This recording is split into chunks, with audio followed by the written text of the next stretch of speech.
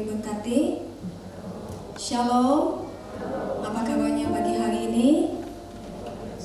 Luar biasa. Kita tahu Allah kita Allah yang luar biasa dan kita adalah anak-anaknya yang luar biasa. Amin. Kita mau datang di hadirat Tuhan.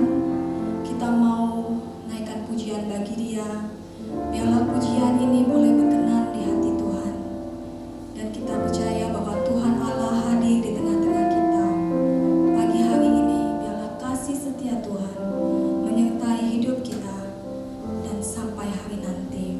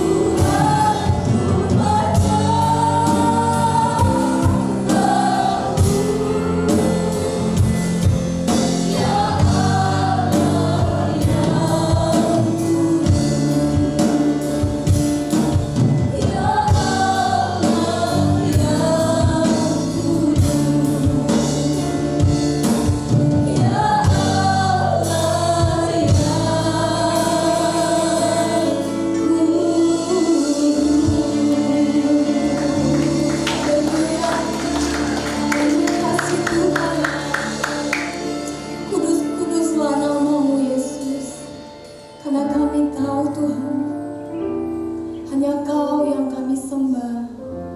Hanya Engkau yang layak ditinggikan Tuhan. Biarlah hidup kami ini Tuhan boleh Tuhan menjadi persembahan yang hidup bagi-Mu. Biarlah hidup kami ini Tuhan boleh berkenan di hati-Mu Tuhan. Ampuni setiap dosa-dosa kami ya Yesus. Lawat setiap kami Tuhan. Biarlah kami lebih lagi Tuhan boleh Tuhan tinggal di hadirat-Mu Tuhan. Dan kami boleh lebih lagi Tuhan Yesus berkenan Tuhan di hati-Mu. Terima kasih Tuhan Yesus. Ini kami anak-anak-Mu Tuhan. Kami datang ke sini Tuhan karena kami mau bersehati Tuhan Yesus, memuji memuliakan Engkau Tuhan. Terima kasih Tuhan.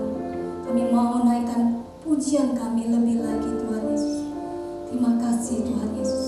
Hanya dalam nama Yesus kami berdoa mengucap syukur. Haleluya. Amin. Saudara diberkati, kita mau sama-sama memuji Tuhan lebih lagi. Saya undang Bapak Ibu Saudara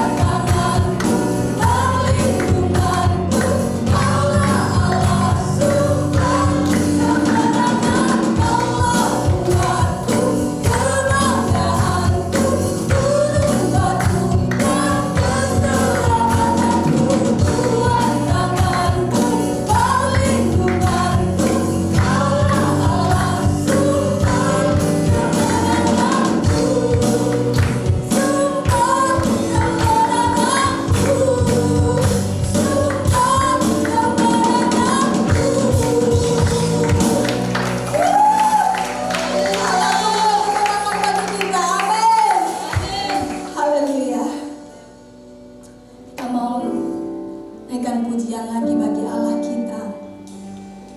Terima kasih Tuhan buat sukacita-Mu. Terima kasih Tuhan buat anugerah dan kasih-Mu. Kami boleh menaikkan pujian ini bersama-sama Tuhan bagi kemuliaan nama-Mu. Terima kasih Yesus. Ini hidup kami Tuhan. Kami bersyukur buat anugerah dan kasih-Mu bagi kami Tuhan. Biarlah hidup kami Tuhan boleh menjadi berkat bagi orang lain.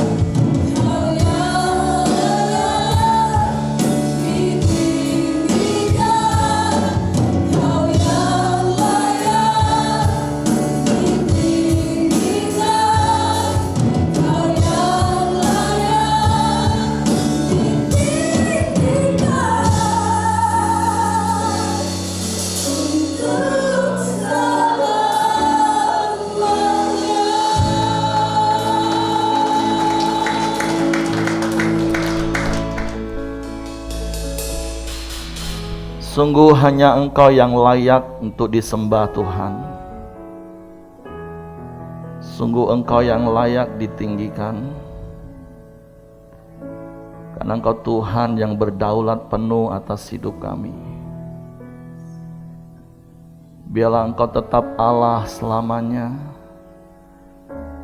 dan menjadi bagian dalam hidup kami seumur hidup kami. Kami tenang di dalam Engkau. Kami aman di dalam Engkau. Karena Engkaulah sumber kehidupan bagi kami. Engkau sumber segala-galanya bagi kami. Dan Engkau tetap menjadi pusat penyembahan kami, Tuhan. Kami bersyukur pagi hari ini kami boleh berkumpul di tempat ini di dalam nama-Mu. Dan kami percaya Engkau hadir di tempat ini, Tuhan. Berfirmanlah Engkau bagi kami mau belajar kebenaran-Mu, dan biarlah kebenaran-Mu memerdekakan kami. Roh Kudus tolong kami untuk kami memahami dan mengerti firman-Mu, sehingga kami percaya firman-Mu, dan kami melakukan firman-Mu. Dan kami akan melihat dan mengalami janji-janji firman-Mu digenapi dalam hidup kami. Kami bersyukur pagi hari ini, di dalam nama Yesus Tuhan, yang siap dengar firman mari katakan, amin. Silakan duduk Bapak Ibu, shalom. Saya melihat wajah-wajah yang penuh dengan sukacita hari ini, amin.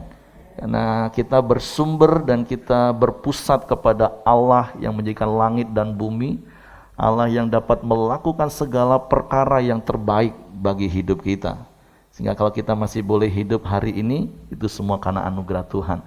Jadi baik jemaat yang berkumpul tempat ini maupun jemaat yang di rumah, biarlah hati kita terus tertuju kepada Tuhan dan hidup kita terus bergantung sepenuh kepada Tuhan.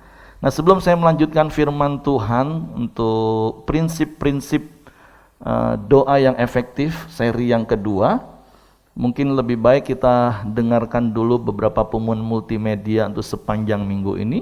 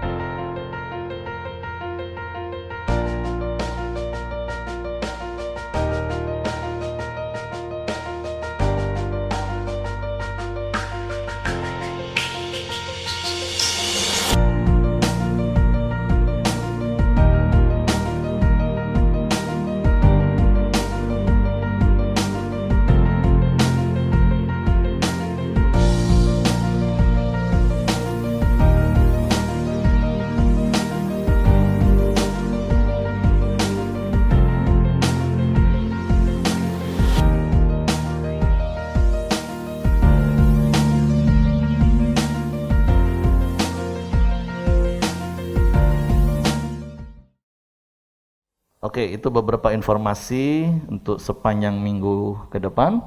Dan kembali kita akan belajar kebenaran firman Tuhan tentang prinsip-prinsip doa yang efektif. Nah, saya berdoa dan berharap Bapak Ibu masih mengingat hal yang saya sampaikan 2 minggu yang lalu, bahwa bicara tentang doa itu bicara tentang hubungan dan komunikasi. Jadi doa itu bukan hanya sekedar waktu kita lipat tangan dan tutup mata menaikkan permohonan, bukan hanya sebatas itu adalah bagian dari praktek doa. Tetapi bicara tentang doa itu sendiri, itu bicara tentang hubungan dan komunikasi.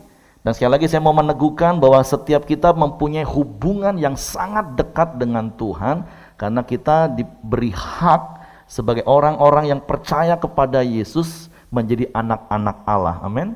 Jadi ngomong kanan kiri, kamu itu anak Allah loh. Karena Yohanes 1 ayat 12 katakan apa? Setiap orang yang percaya diberi hak, diberi kuasa untuk menjadi anak-anak Allah. Wow, satu status yang benar-benar keren bagi kita. Kita boleh memanggil Tuhan itu sebagai Bapa kita. Nah, oleh sebab itu jangan sampai hubungan yang Tuhan sudah beri jembatan bagi kita itu melalui pengorbanan Kristus di kayu salib kita sia-siakan dengan kita nggak berkomunikasi dengan Bapa kita.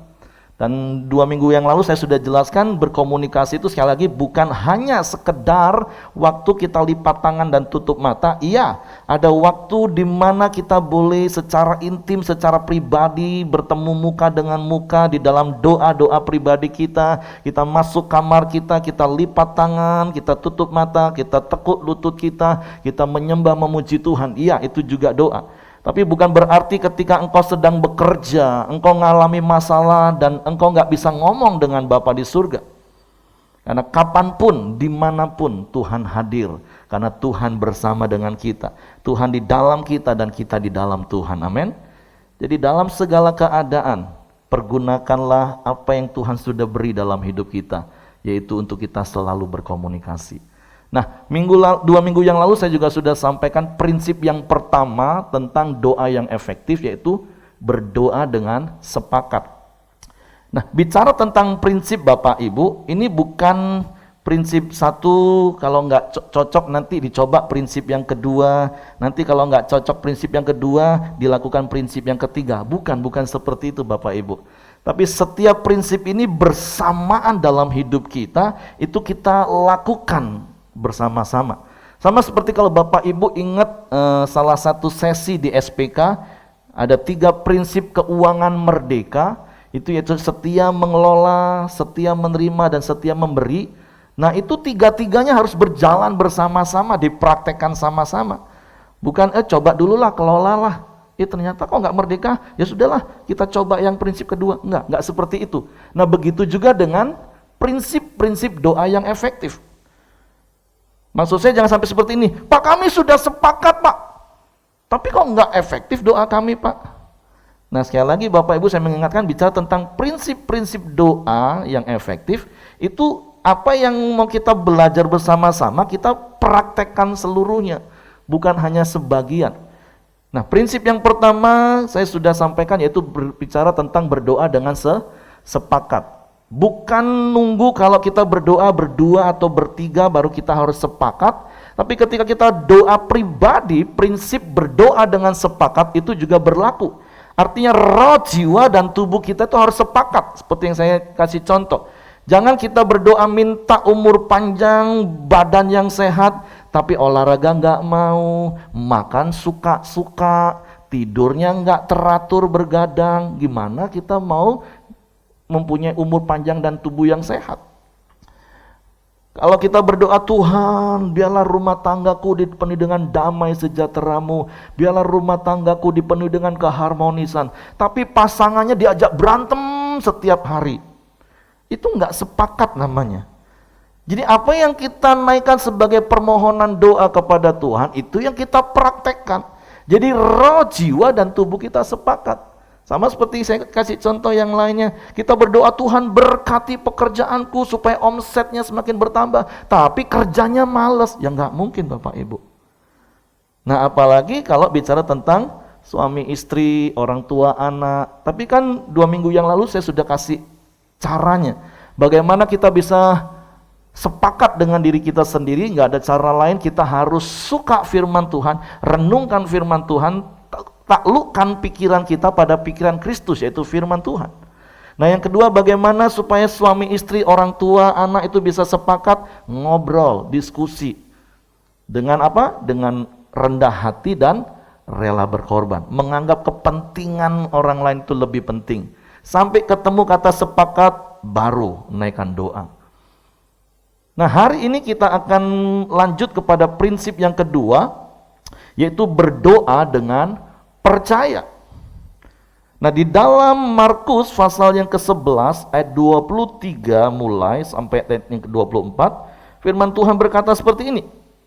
Aku berkata kepadamu, sesungguhnya barang siapa berkata kepada gunung ini beranjaklah dan tercampaklah ke dalam laut, asal tidak bimbang hatinya, tetapi percaya bahwa apa yang dikatakannya itu akan terjadi, maka hal itu akan terjadi baginya.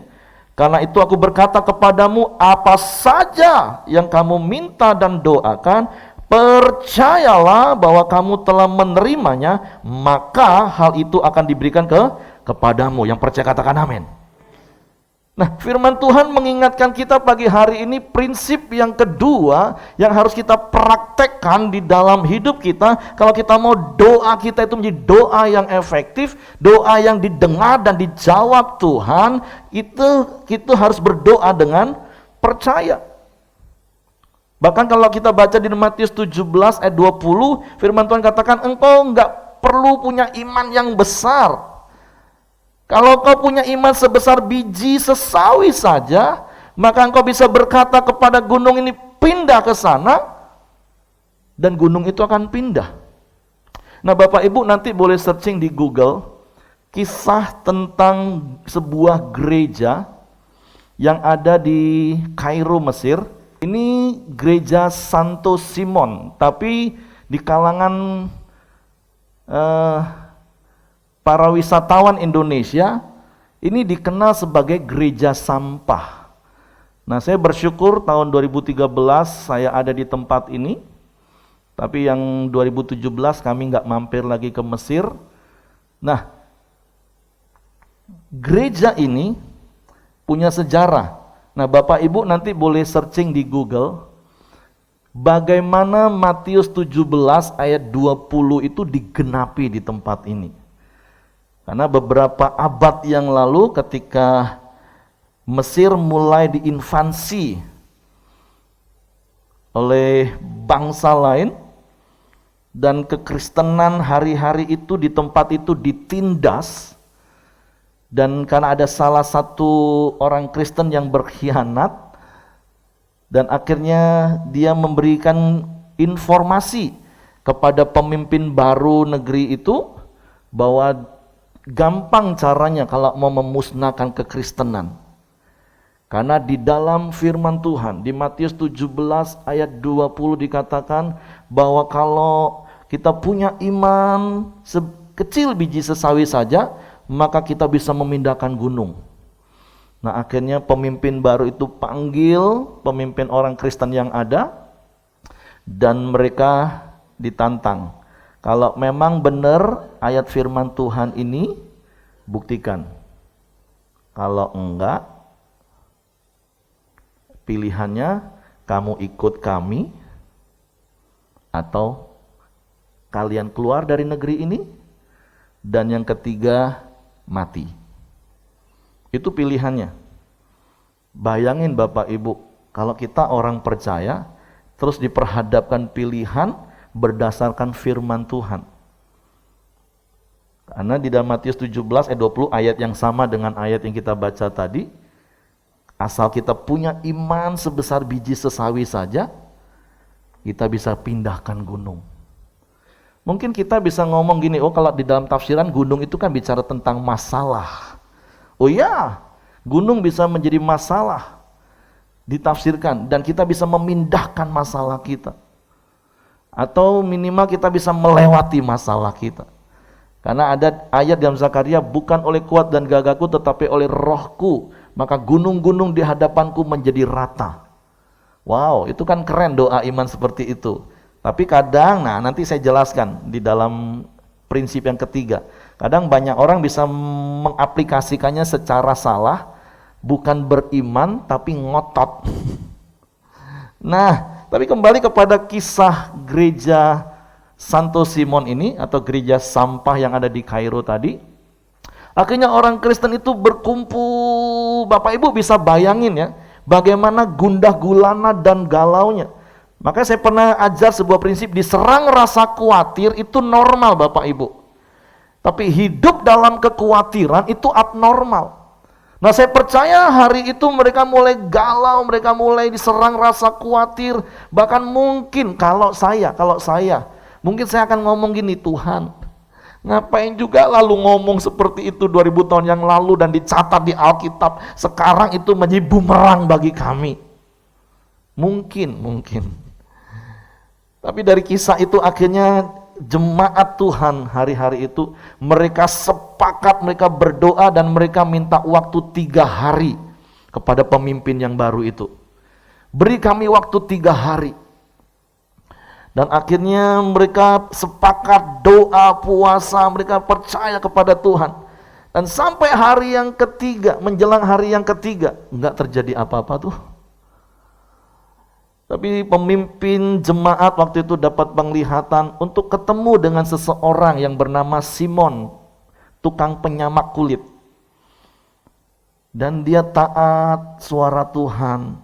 Dia datangin orang ini. Dan dia pikir, salah nggak ya Tuhan ya? Kenapa harus kepada si Simon penyamak kulit ini? Apa hubungannya sama mindahin gunung? Gunung Mokatam namanya. Apa hubungannya?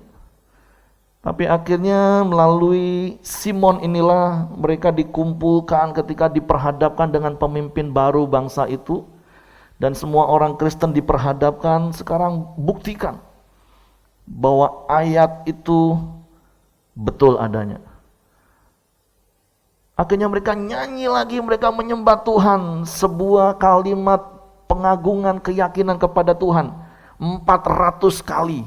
Wih, bayangin nyanyi 400 kali. 100 kali ngadap timur, 100 kali ngadap ke utara, ke barat, ke selatan. Mereka nyanyi 100 kali. Nah, contoh kadang kan kita gini kan Bapak Ibu, kalau lagi punya masalah kita nyanyi, kan kalau lagi satu rasanya iman belum terangkat kan. Nyanyi lagi sampai benar-benar hancur hati, sampai benar-benar koneksi itu dekat dengan Tuhan. Nah, itu yang mereka lakukan Bapak Ibu. Bayangin ngomong kanan kiri, kamu pernah nyanyi sampai 400 kali? Di tengah ancaman, ketakutan, mau dipenggal. Tapi mereka nyanyi dengan bersungguh dan tiba-tiba wow. Terjadi gempa Bapak Ibu.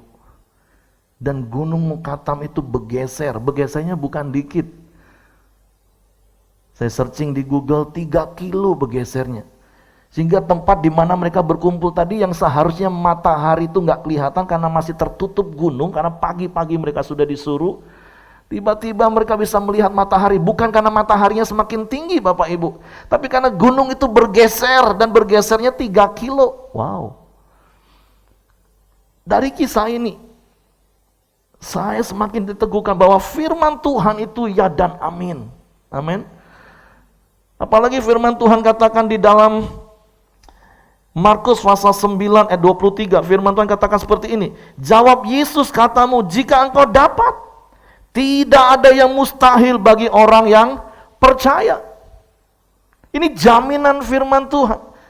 Ada ayat yang katakan tidak ada yang mustahil bagi Allah. Ya, mungkin kita berpikir, ya kalau bagi Allah sih memang gak ada yang mustahil. Tapi firman Tuhan yang sama berkata, tidak ada yang mustahil bagi orang yang percaya. Nah, saya pernah menyampaikan satu kebenaran seperti ini. Bedanya orang percaya dan berusaha percaya. Tapi sekali lagi ingat, dengar firman Tuhan, yang dijamin oleh firman Tuhan itu adalah orang yang percaya, bukan yang berusaha percaya. Nah, apa bedanya orang yang percaya dan berusaha percaya? Nah, saya belajar terus bertumbuh di dalam keyakinan, kepercayaan saya kepada Tuhan. Ada begitu banyak kesaksian yang saya bisa sampaikan bagaimana karena percaya Tuhan, maka Tuhan nyatakan mujizat. Bahkan ada lagu lama yang sering kami nyanyikan, percaya saja. Percaya saja, semua pasti jadi. Percaya saja. Kalau sekali belum terangkat iman rasanya, nyanyi lagi. Percaya, sampai berapa? 400 kali. Ada satu kesaksian yang ingin saya sampaikan. Tahun 2012, saya ingat betul waktu Pak Ahyong pulang dari Israel untuk pertama kali. Pak Ahyong ngomong gini, ayo siapa yang punya kerinduan, percaya Tuhan pasti akan tolong untuk bisa berangkat. Ya, saya katakan sejak tahun 90-an awal, sejak saya sekolah Alkitab, saya punya kerinduan untuk bisa ke Yerusalem. Bertahun-tahun saya rindu, tapi dengan berjalannya waktu, dengan kondisi, dengan keadaan, saya mulai menghibur diri. Ya sudahlah, Gak ke Yerusalem dunia, yang penting ke Yerusalem baru saja. Menghibur diri Bapak Ibu, karena lihat situasi kondisi nggak bakalan. Tapi ketika hari itu Pak Ayang ngomong, siapa yang mau? Yang penting punya kerinduan, punya keyakinan, punya iman. Hari itu keyakinan saya, kepercayaan saya kembali dibangkitkan, dan saya ngomong, Tuhan, aku mau. Ini bukan cuma Yerusalem baru Tuhan, aku mau Yerusalem yang Pak Ahyong pergi itu Tuhan. Itu bulan November. Dan Bapak Ibu tahu bagaimana cara Tuhan ajaib. Bulan Desember saya ditawarin 2 tiket oleh orang yang berbeda. Tiba-tiba di bulan Desember waktu kami duduk sarapan pagi ngomong, Bapak punya paspor? Belum. Nah itulah yang gak sepakat, pengen ke Yerusalem gak punya paspor. Berdoa pengen keluar negeri, buat paspor dulu, itu sepakat namanya. Oh harus buat paspor? Ya saya buat paspor, kalau buat paspor kami sanggup. Kalau ke Israelnya, wallahu alam. Nah, akhirnya singkat cerita bulan Aprilnya kalau nggak salah, kami berangkat. Nah yang 1 tiketnya lagi harusnya saya minta istri saya yang berangkat, tapi istri saya ngomong enggak lah. Karena Matthew waktu itu baru 3 tahun, daripada nanti aku pergi juga, hatiku juga masih di rumah terus, enggak lah. Lebih baik kita alihkan dananya, karena kami pernah doa sepakat pengen liburan ke Bali. Nah akhirnya ya puji Tuhan, bagaimana caranya tiba-tiba bulan 6 atau bulan 7, dana itu dicairkan dalam bentuk uang. Dan akhirnya ya kami Desembernya pergi ke Bali, satu keluarga bisa ajak papa mama. Nah, jadi Tuhan punya banyak cara. Gak ada yang mustahil bagi orang yang percaya. Nah sekali lagi nanti saya jelaskan apa bedanya orang yang percaya dan orang yang berusaha untuk percaya. Ada sebuah gambar yang ini saya tampilkan. Kemarin saya dikasih gambar ini. Ada satu jemaat, dia berangkat ke Padang, dan di tengah jalan dia lihat kejadian ini, dan dia foto, dan dia dapat sebuah pencerahan firman Tuhan. Kira-kira kalau Bapak Ibu ditanya, apa makna dari gambar ini Bapak Ibu?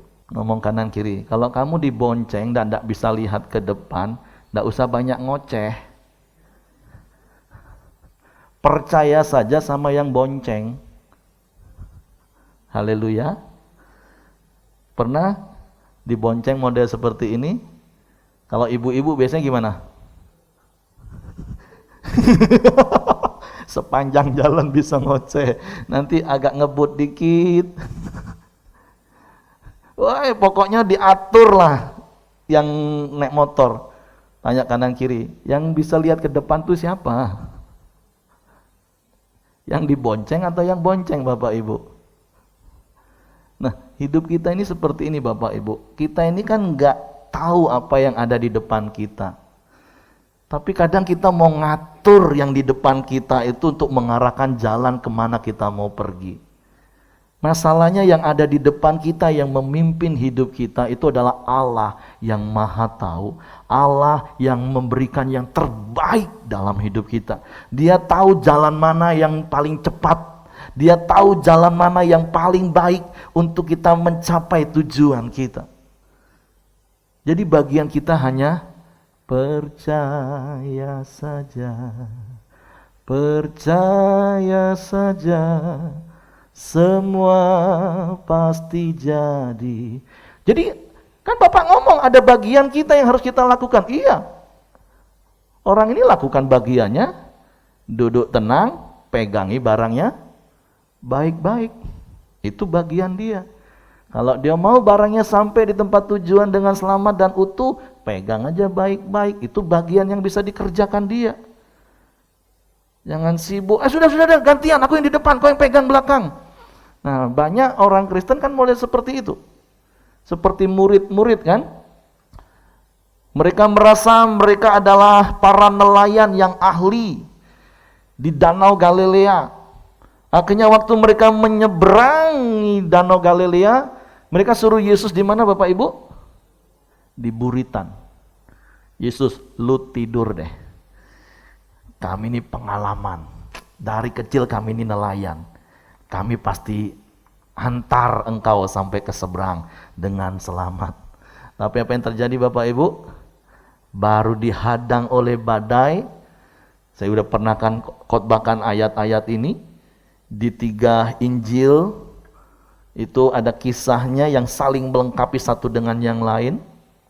Di 1 Injil katakan air mulai menyembur masuk. Wah, mereka mulai kerja, buang air. Wah, buang. Tapi di Injil yang lain katakan air mulai memenuhi. Dan di Injil yang satu katakan hampir tenggelam. Baru mereka marah, mereka bangun ini, Yesus, lu tidur doang. Gak peduli kita mau mati. Loh, yang nyuruh tidur tadi siapa? Nah, seringkali kita seperti itu. Nah, makanya Bapak Ibu, ketika saya melihat melihat gambar tadi, ada satu kalimat yang Tuhan taruh dalam hati saya. Katakan seperti ini. Orang percaya adalah pribadi yang berani mempercayakan seluruh hidupnya kepada Tuhan, serta menyerahkan semua keputusan dan cara kepada Tuhan. Nah, itu orang yang percaya Bapak Ibu. Orang yang percaya itu adalah orang yang berani mempercayakan seluruh hidupnya kepada Tuhan.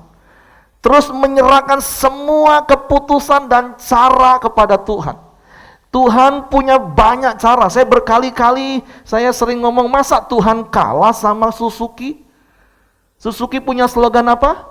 Inovasi tiada henti. Selalu ada inovasi baru. Nah, Tuhan kita lebih dari itu, amin. Makanya jadilah orang percaya yang mempercayakan seluruh hidupnya kepada Tuhan. Bayangin kalau orang yang dibonceng tadi nggak mau mempercayakan hidupnya kepada yang dibonceng. Itu tadi minimal ngomel sepanjang jalan, terus kalau udah rasa nggak nyaman dia minta turun Bapak Ibu. Makanya saya sering kali kalau kami jalan gitu ya, di mobil khususnya, saya selalu ngomong, saya itu akan tetap tinggal tenang, duduk. Ini kan ada orang enggak kadang digini, darah Yesus. Awas. Aduh ampun, yang nyupir siapa? Kamu yang sibuk. Karena prinsipnya gini loh, para supir juga nggak pengen celaka Bapak Ibu. Jadi saya duduk tenang, kadang saya bisa tidur. Kadang-kadang mobilnya bisa keluar badan jalan, tapi udah tenang. Percayalah, supir nggak pengen celaka. Nah apalagi Bapa kita yang di surga. Dia nggak akan mencelakakan hidup kita. Walaupun terkadang menurut kita, aduh kok. Tapi percayalah. Nah orang yang percaya adalah pribadi yang berani mempercayakan seluruh hidupnya kepada Tuhan, serta menyerahkan semua keputusan dan cara kepada Tuhan. Itu orang yang percaya. Kalau Bapak Ibu ingat kisah Sadrak, Mesak, Abednego. Mereka berkata, kami percaya Tuhan yang kami sembah sanggup menolong kami. Tapi kalaupun enggak, kami akan tetap menyembah Dia. Kami enggak akan menyembah patung Tuhanku. Nah itu orang yang percaya. Dan dibuktikan Bapak Ibu. Kan pada akhirnya kisah itu mereka mulai diikat. Dan mereka dibawa mendekati dapur perapian yang dipanaskan 7 kali. Nah orang yang percaya mereka akan tetap tenang dan mereka akan masuk ke dapur api. Mereka nggak ngomong di dekat pintu dapur api, nggak jadi. Tuhan ini gimana? Kami sudah percaya, kami sudah sungguh-sungguh masuk dapur api gimana sih? Katanya nggak ada yang mustahil bagi orang percaya. Mereka nggak tuh, mereka tetap masuk dan mereka bersukacita. Menurut kacamata manusia udah terlambat pertolongan Tuhan. Karena mereka tadi berdoa percaya supaya mereka nggak masuk ke dapur api. Tapi orang yang percaya itu adalah orang yang berani mempercayakan seluruh hidupnya kepada Tuhan. Dan menyerahkan semua keputusan dan cara kepada Tuhan.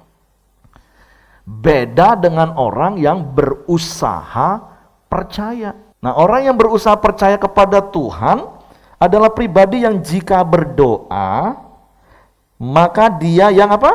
Memikirkan serta mengatur bagaimana cara Tuhan menolong dia dengan dibungkus alibi iman, tanda kutip. imannya kepada Tuhan. Dan ujungnya apa Bapak Ibu? Kecewa, ngomong kanan kiri. Kamu sering ngalami hal itu? Kapan saya tahu kalau Bapak Ibu itu orang yang percaya atau orang yang berusaha percaya? Saya kan manusia, saya terbatas, saya nggak maha tahu. Tapi Tuhan itu tahu dari awal. Kita ini percaya atau cuman berusaha percaya? Dan sekali lagi saya ingatkan, jaminan firman Tuhan itu adalah tidak ada yang mustahil bagi orang yang percaya. Bukan orang yang berusaha untuk percaya Bapak Ibu. Orang yang percaya adalah orang yang berani, sekali lagi saya ulangi berulang-ulang supaya nancep dalam hidup kita. Orang yang berani mempercayakan seluruh hidupnya kepada Tuhan dan menyerahkan semua keputusan dan cara kepada Tuhan. Nah, tapi orang yang berusaha percaya, saya tahu kapan. Kalau sampai satu titik dia ngomong gini, katanya Pak. Loh, kalau sudah katanya, udah mulai mempertanyakan Tuhan, sebenarnya Tuhan, sebenarnya dia bukan percaya sama Tuhan, tapi dia berusaha untuk percaya kepada Tuhan. Katanya kalau sudah percaya sungguh-sungguh, Tuhan pasti jawab. Ini mana buktinya? Enggak. Nah, di titik itulah saya baru tahu, oh ternyata selama ini kamu enggak percaya. Kamu hanya berusaha untuk percaya. Nah, sekali lagi ingat, janji firman Tuhan tidak ada yang mustahil bagi orang yang percaya. Satu hari, saya minta maaf, saya harus sampaikan kisah ini, tapi real. Jemaat minta doakan, Tuhan, Pak, doakan Pak, supaya dagangan ini selesai, habis. Oke, kita doa. 5 hari menjelang limit, karena dia jualan kue setiap bulan puasa, supaya pas lebaran itu dapat rezeki macan. Dan biasanya kalau udah pas lebaran ya sudah selesai lah masa itu kan. Tiba-tiba 5 hari menjelang lebaran dia telepon lagi, Pak gimana nih Pak? Udah tinggal 5 hari nih Pak, dagangan masih banyak banget nih Pak. Saya bilang, kan kita udah berdoa supaya Tuhan berkati daganganmu dan habis. Ya tapi udah tinggal 5 hari. Nah, inilah bedanya cara pandang orang yang percaya dan berusaha percaya. Orang yang berusaha percaya ngomongnya tinggal 5 hari. Tapi orang yang percaya, dan saya ngomong gini, bukan tinggal 5 hari, masih ada waktu 5 hari. Jangankan 5 hari, 5 jam saja Tuhan bisa buat sesuatu yang ajaib. Jangankan 5 jam, 5 menit saja Tuhan bisa perbuat hal yang ajaib. Jangankan 5 menit, 5 detik pun Tuhan masih bisa lakukan mujizat, karena pertolongan Tuhan bagi orang percaya itu gak akan pernah terlambat. Yang percaya katakan amin. Karena saya juga pernah ngalami sampai tinggal 5 menit dari waktu yang seharusnya kami lakukan sesuatu. Itu waktu Michelle lahir. Banyak kesaksian yang saya mau sampaikan, tapi waktu kita terbatas. Bagaimana cara Tuhan menolong kami. Karena sekali lagi, orang yang percaya itu adalah orang yang berani mempercayakan hidupnya sepenuhnya kepada Tuhan. Dan menyerahkan sepenuhnya caranya kepada Tuhan. Tapi ada begitu banyak orang Kristen bukan percaya kepada Tuhan. Tapi dia hanya sekedar berusaha. Nanti di prinsip yang ketiga saya akan lebih jelasin lagi bedanya orang yang percaya. Karena orang yang percaya itu pasti akan tekun. Tapi orang yang berusaha untuk percaya kepada Tuhan itu ngotot. Nah, makanya firman Tuhan katakan seperti apa? Di dalam Yakobus pasal yang pertama ayat yang ke-6, firman Tuhan katakan seperti ini. Hendaklah ia memintanya dalam iman dan sama sekali jangan bimbang. Sebab orang yang bimbang sama dengan gelombang laut yang diombang-ambingkan kian kemari oleh angin. Orang yang demikian jangan mengira bahwa ia akan menerima sesuatu dari Tuhan. Sebab orang yang mendua hati tidak akan tenang dalam hidupnya. Saya mau ajak Bapak Ibu baca ayat yang ke-7 Terus berdua-berdua. Ngomong gini, orang yang demikian jangan ngira ya bahwa ia akan menerima sesuatu dari Tuhan.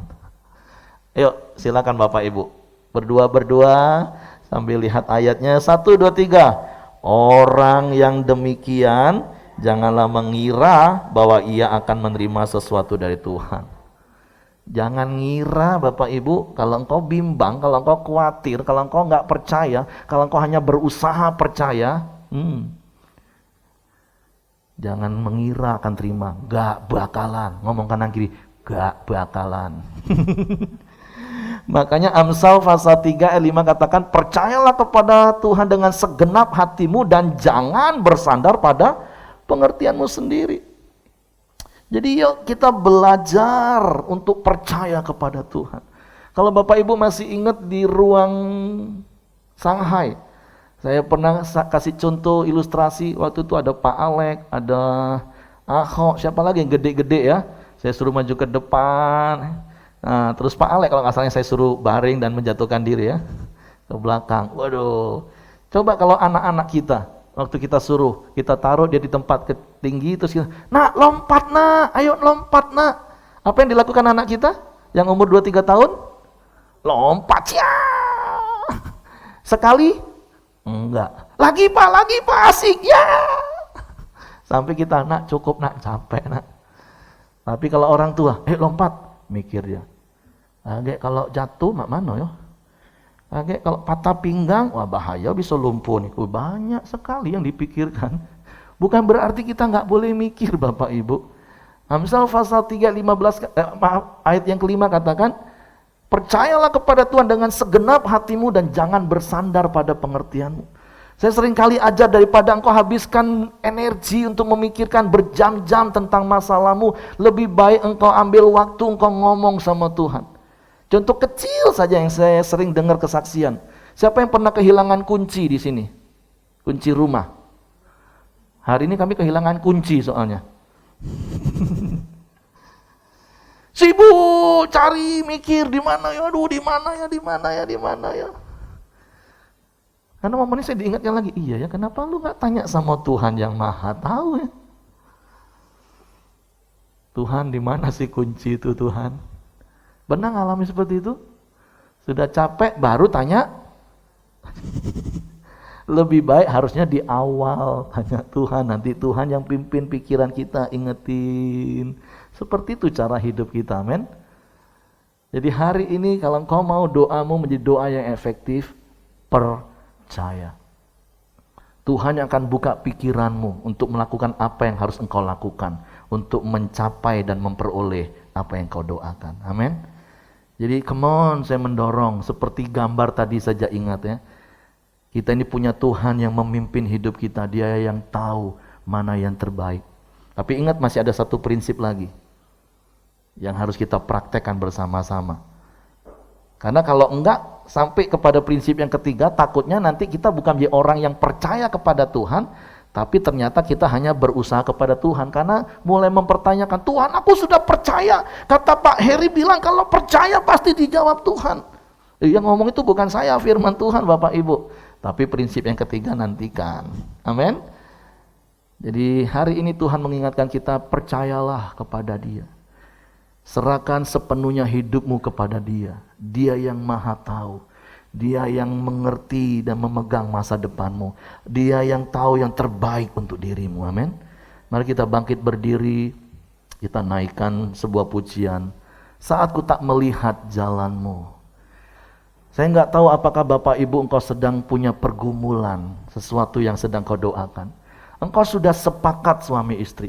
Engkau sudah sepakat secara pribadi. Tapi firman Tuhan mengingatkan hari ini engkau harus percaya. Orang yang percaya itu berani menyerahkan seluruh hidupnya, mempercayakan hidupnya kepada Tuhan, dan menyerahkan cara dan keputusan sepenuhnya di tangan Tuhan. Kunci D atau kunci E?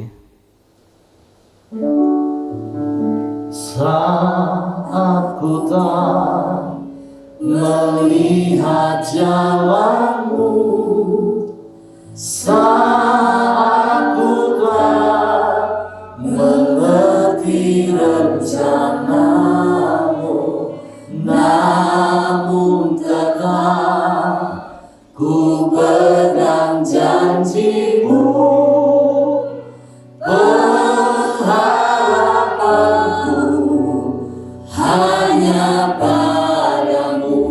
katakan dengan iman. Saat ku telah melihat jalanmu, saat ku tak mengerti rencanamu, namun tetap ku pegang janjimu. Pengharapanku hanya padamu, hatiku percaya, hatiku percaya,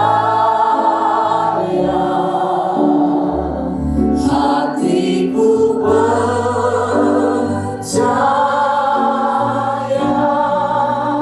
selalu ku percaya.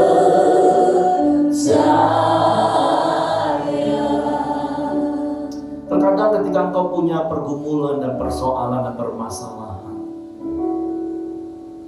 ketika engkau berdoa dan engkau berkata kepada Tuhan, iblis akan mengintimidasi engkau dengan banyak pikiran yang membuat engkau khawatir.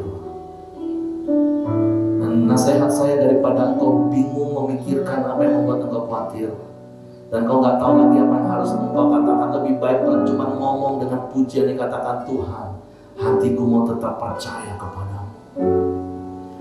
Apapun yang terjadi, sekalipun aku gak lihat sepertinya doaku itu akan menjadi kenyataan, yang aku mau lakukan, aku mau tetap percaya kepada Engkau.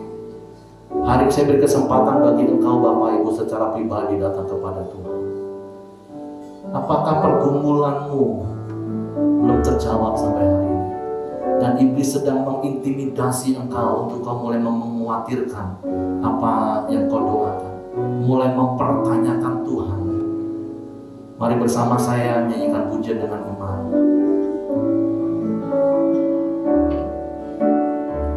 Hatiku percaya, hatiku percaya,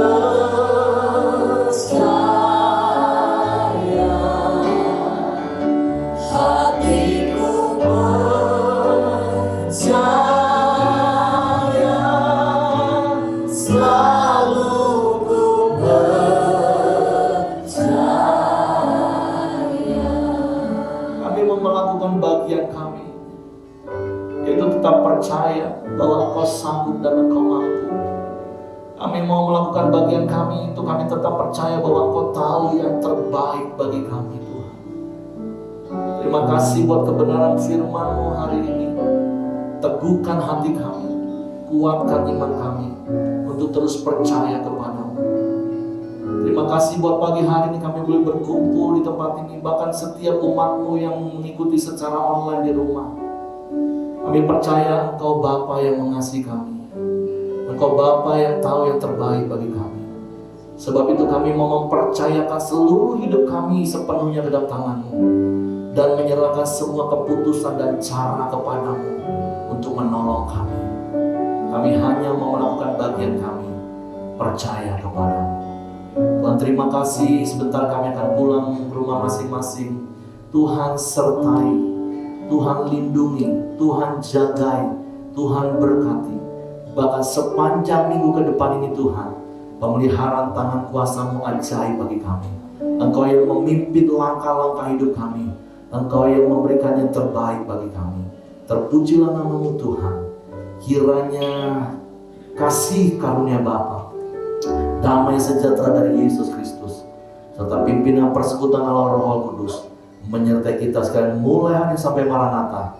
Dia Yesus datang kali yang kedua, di dalam berkat nama Tuhan Yesus Kristus. Yang terima berkat katakan amin.